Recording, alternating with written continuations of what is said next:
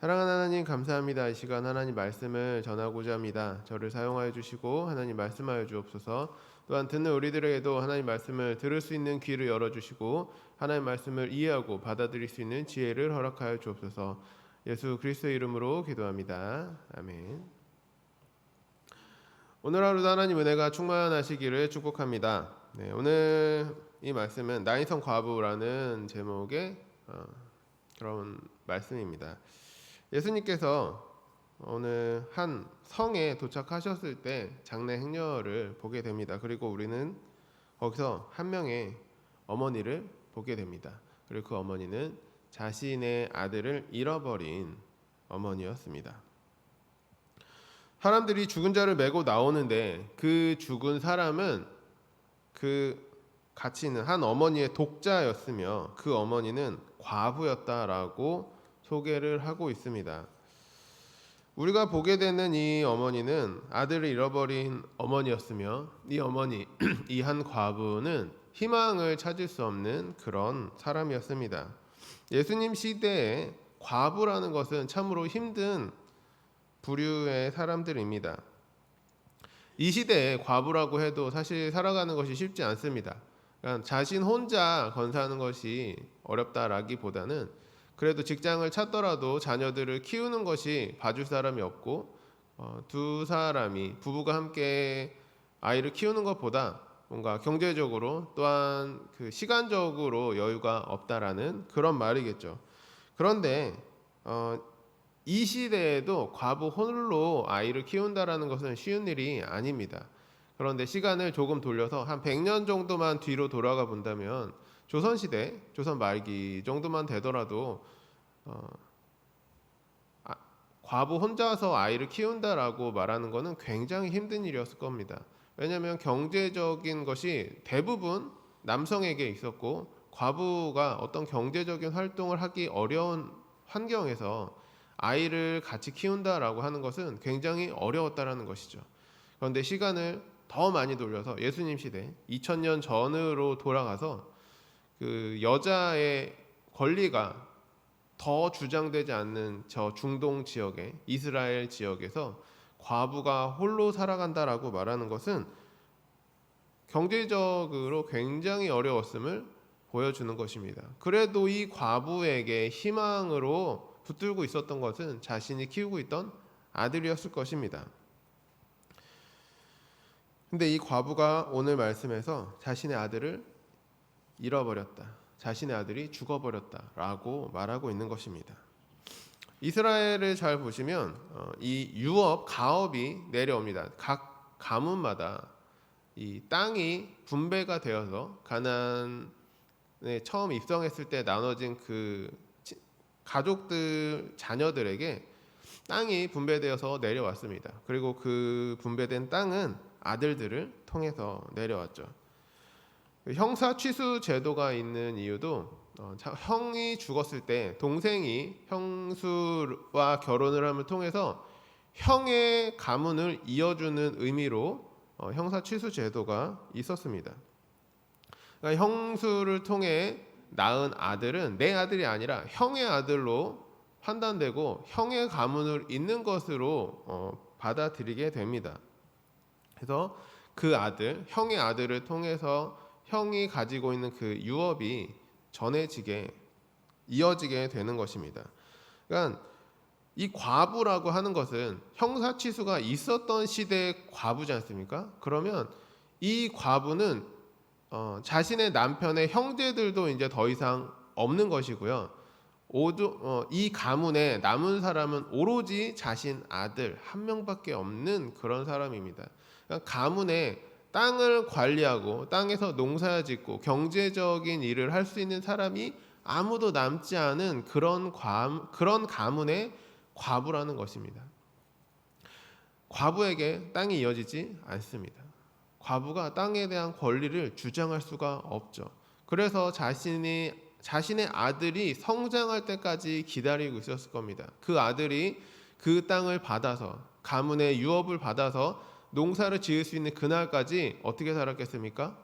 구약에 나오는 대로 남의 밭에 가서 떨어진 이삭을 주워 먹고 안식년으로 자라고 있는, 그냥 방치되어 있는 그 땅에서 자라나고 있는 곡식을 베어다 먹이고 다른 사람들에게 빌어서 먹이면서 자신의 아들을 키웠을 것입니다.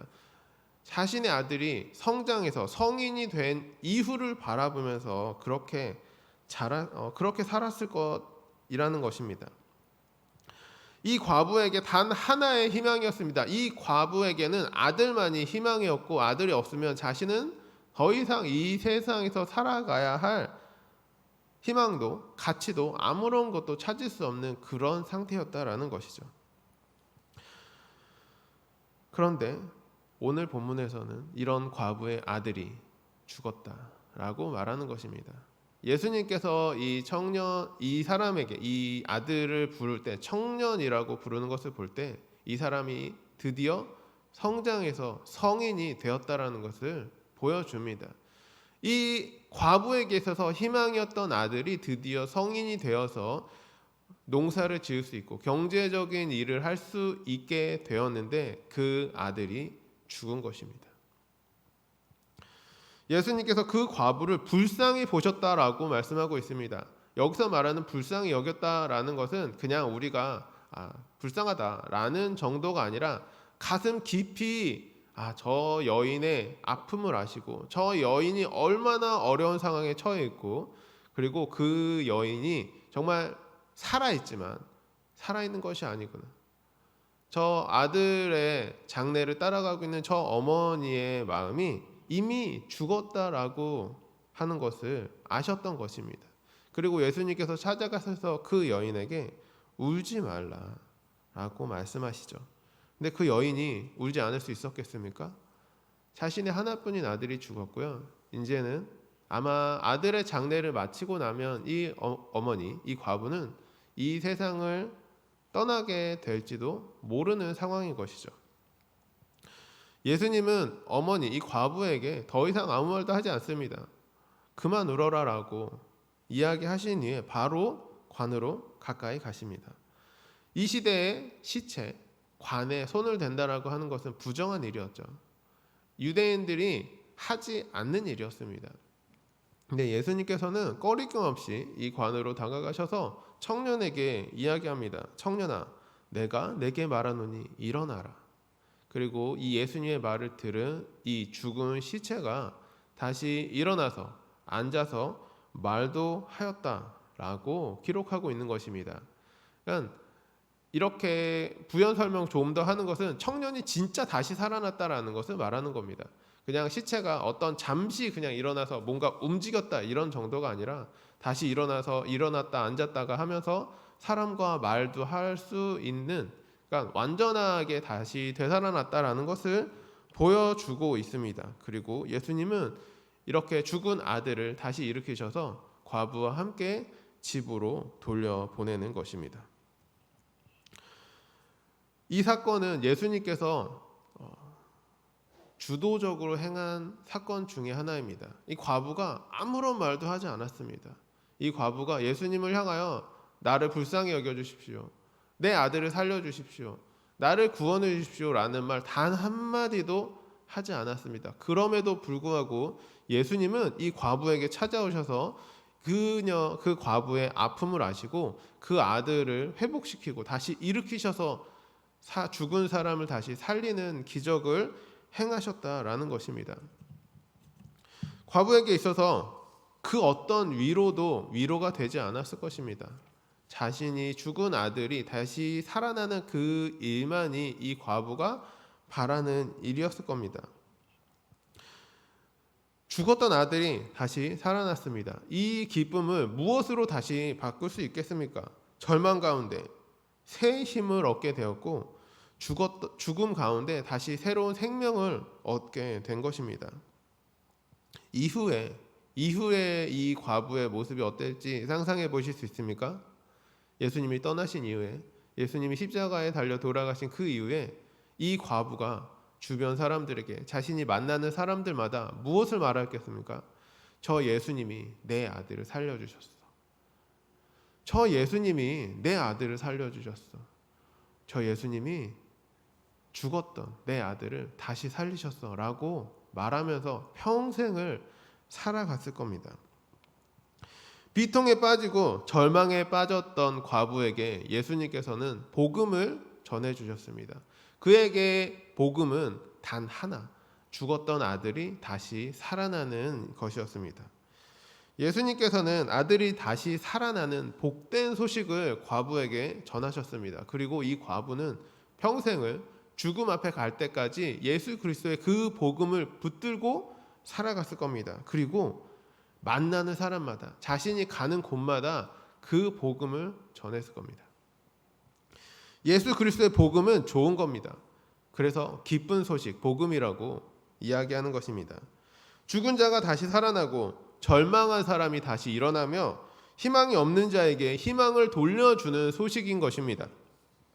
예수님은 지금도 이 복된 소식이 전해지기를 원하십니다. 이 땅에 죄인들을 구원하시기 위하여 오셨던 예수 그리스도의 소식이 온 세상에 전해지기를 원하신다라는 것입니다. 예수님께서 이 복된 소식을 위해 오셨던 성탄절이 가까워오고 있습니다. 온 세상 사람들에게 예수 그리스도의 복된 소식이 들려지는 기쁨이 있기를 원합니다. 그래서 나인성 과부에게 전해졌던 예수 그리스도의 복음이 저와 우리 성도님들에게 전해지기를 원하며 온 세상 사람들에게 예수 그리스도의 기쁜 소식이 전해지는 그런 하루, 또한 그런 성탄절이 되기를 소망합니다. 그래서 이것들을 위해서 우리 모든 성도님들이 오늘 하루를 살아내시기를 간절히 축복합니다. 기도하겠습니다.